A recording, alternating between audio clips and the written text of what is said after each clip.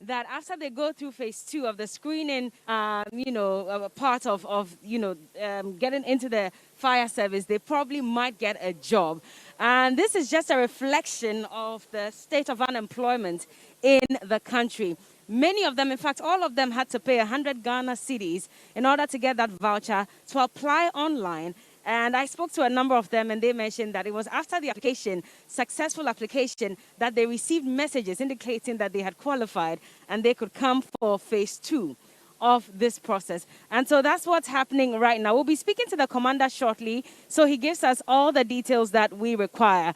But hundreds of them are queued, going through the process, and we're hoping that at least a number of them will get admitted into the Ghana National Fire Service. But let me give you a bit of background with regards to this particular issue of admitting people into the services. Now, you remember that some time earlier, a few months ago, the Finance Ministry released an indication that they could admit about 11,000 people in the public sector, including the security agencies. And so they gave a cutoff point for the Ghana Armed Forces, the Police Service, the Ghana National Fire Service, Immigration. For the Ghana Police Service, they indicated that they could admit only 5,000 people because that's how much money was available to pay those people. Now, remember that over 108,000 people and more, in fact, applied to enter the Ghana Police Service. They went through the processes, and we were told by the Ghana Police Service that they could only admit 5,000. And this incurred the wrath of many who had paid 100 Ghana cedis each admission fee in order to be able to apply online. And so a lot of them were disturbed about this new incident and indicated that, well, they had nowhere to go. They had paid 100 Ghana cedis. And so what's going to happen to that amount of money? About 10 million Ghana cedis or so that the Ghana Police Service alone had made from admission fees. In fact, I remember that Nana Kamankuma, who is the chairperson of the CPP, had given a timeline for government to refund those monies to these young people if they were not going to recruit them into the agencies. And, well, that's for another day. We're back again. Yesterday was day 1 of the second screening process for not just the National Fire Service, but also the Ghana Immigration Service. So yesterday at the LWAC, we saw thousands of people, we're talking about 5,000 of them, who queued up to go through phase 2 of the screening for the Ghana Immigration Service.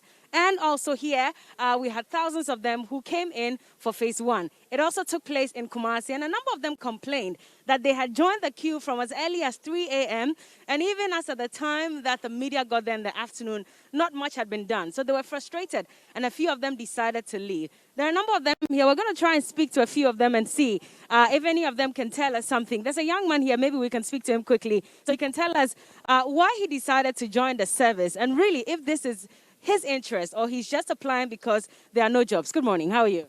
Good morning. I'm fine. What's your name? I'm Derek. Derek. Yes, please. Okay. Derek, first of all, tell me, how long have you been looking for a job? I completed SHS way back 2015. 2015. Why did you not continue?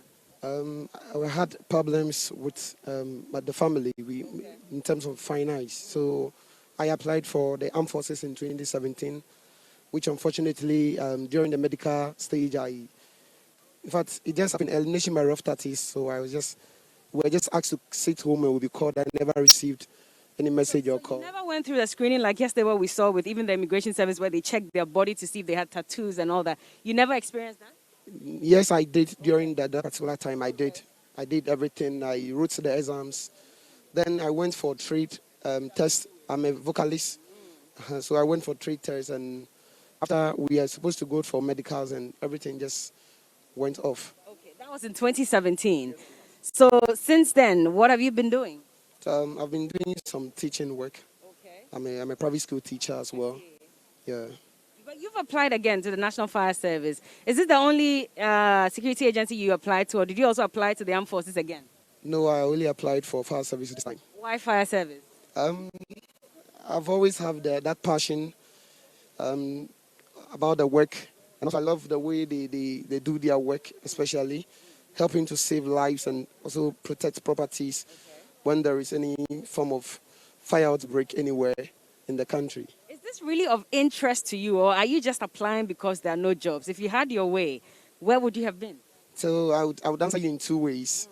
First and foremost, I have the interest, and also looking at myself, I really don't have anything doing, or the country is having no work actually. So I decided to join the service as at now. I see. Okay. Well, I wish you luck. So today is day 2. You received this message when? I received mine on Thursday, Thursday. last Thursday, yes. Okay. And what did they say you were going to go through for phase 2? So we are supposed to bring our original certificates and copies of the biometric, Okay. something that we had on the internet, to present here for them to do the documentation and also for our body selecting. I see. So that's what you're doing. What number are you and what time did you get here? I got here as early as 6:30 thereabouts. And when you got here, how many people were here already? Over thousands of people were here. Yeah. Okay. Okay, I see. Well, we hope that you get in and hopefully go through the process and get it. But what if it doesn't happen? The finance minister says that, the payroll is full. They cannot admit more people into the public sector. And so young people should get into their own business. What do you say to that? It's surprising to hear that from a minister. In fact, I heard the senior minister, Safo Malfo, also say something like that. And seriously, we, the Ghanaian youth, we are not taking it very light with him at all. For him to say that, yeah. But anyway, thank you so much. All the best, by the way. All the best. We're going to try and speak to the major as well. But this is the situation here at the Ghana National Fire Service. It's ACFO 1, Alhaji Nuhu. Good morning, sir. Thank you so much for your time. Good morning. I'm grateful. All right. We've seen so many young people here. And first of all, I just want to find out. It's around 9:30 a.m. This is day 2 of the second phase. So far, how many people have we seen gone through the process? We are still monitoring. Okay. So maybe later we can give you that data. Okay. So thousands, you don't have that at all? We are still monitoring, because of the yeah. But what's the process like? We've spoken to a few young people who said they've come in for day 2, but what does it entail?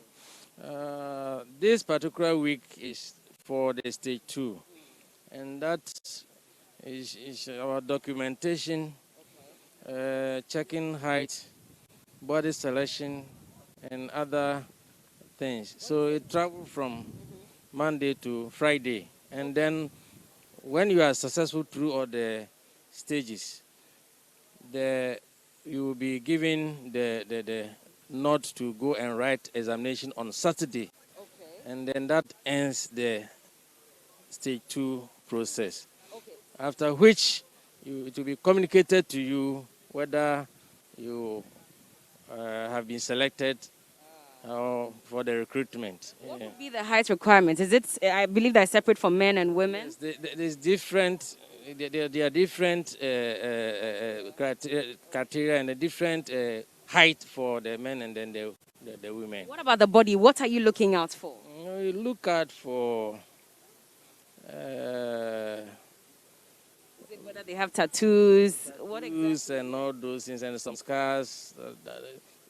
That one is handled by the medics, so and the doctors look out for that. But it's for scars and other things that may not help you in working as a professional fire officer. They look for those things. Yeah. Now, a few of them have raised some concerns, especially for those who came in yesterday. They claim that there was a near stampede. Some of them were tased, some of them were hit with sticks and all of that. Is that really true? I did not see anybody being hit with a stick. The numbers. Sometimes when there's a crowd in a particular place, the people controlling the crowd is one, and then the crowd themselves, if they cooperate and go by the directives that we are giving, I'm sure there will not be pressure. Yeah. So if something of that happened, then it might have been because of maybe some of them did not cooperate. Okay. You give them instructions, and sometimes they do different things because actually he's desperate, he wants to work. So he's in a queue, and he may not wait for his turn, and he may decide to go to other places just to crisscross. Okay. So some of these things do happen once in a blue moon. But you're saying that if it did happen, that means that no report has come to your table about these applicants being tased at all? Oh, I am yet to get that information to find out, actually. I see. But a lot of them were also complaining that they came as early as 2 a.m., 3 a.m. There was a long queue. They were queuing outside. And then they were brought into queue, and the process was very slow, which is why some of them, got into a near stampede, and then they were, more treated. Like There was no more treatment, actually. There was no more treatment. But you agree with me that when there's a crowd situation,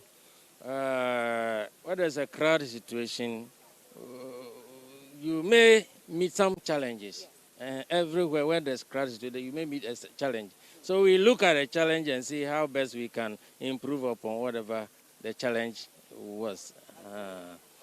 You're saying that this is no more treatment. not at all. No hitting of sticks and no Tasing, none of that. No. Okay. All right. Well, that's your word against the applicants who raised concerns, but we'll leave that.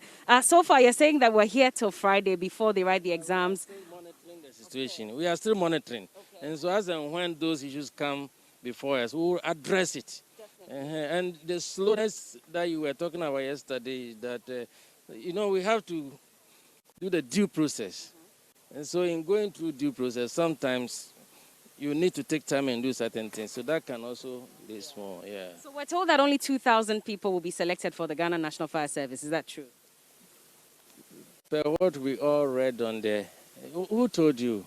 No, but we've been told. I'm in the media as well, so I'm also asking you. So once you have that information. I'm asking that because there are concerns that so many of them have applied. Unfortunately, there's a directive as to how many people will be taken. And they've been asking questions. A lot of them say, we bought the forms for 100 Ghana cedis. What's going to happen to us afterwards? We'll come out with a press release on those issues. Okay. Yeah. Those issues and what exactly? Okay. Yeah. That is the way forward. When you say you release a statement, the way forward for those who may not be selected? For those, they will be communicated to, right? It will be communicated to them. But the numbers you are asking, was what I'm saying, that the service will come out with a statement. All right, no problem. Thank you so much. I've been speaking to the Regional Commander Accra, Alaji Nuhu. Thank you so much for your time. Yes, we're still here. So national speaks for all those things. But I'm a region, so I'm reporting about Accra region, what is actually happening within my jurisdiction. There's actually a coordinator who is in charge of the recruitment in the region. And as a regional commander, I have to ensure that things are done. Yes. Thank you so much, sir. Thank you. Very grateful for your time. And so we're still here, by the way. And lots of them, as you can see, going through the process. And the Accra Regional Commander has just indicated that this is a process that's going to happen till Friday, after which they'll be made to go through another process of writing exams. Then they'll indicate what is next after that. And so, well, if you're watching TV3 New Day, we're here at the Ghana National Fire Service Training Center. This is at Jamestown, where many young people who applied and received messages to come through phase 2 of the screening, are in a queue, by the way.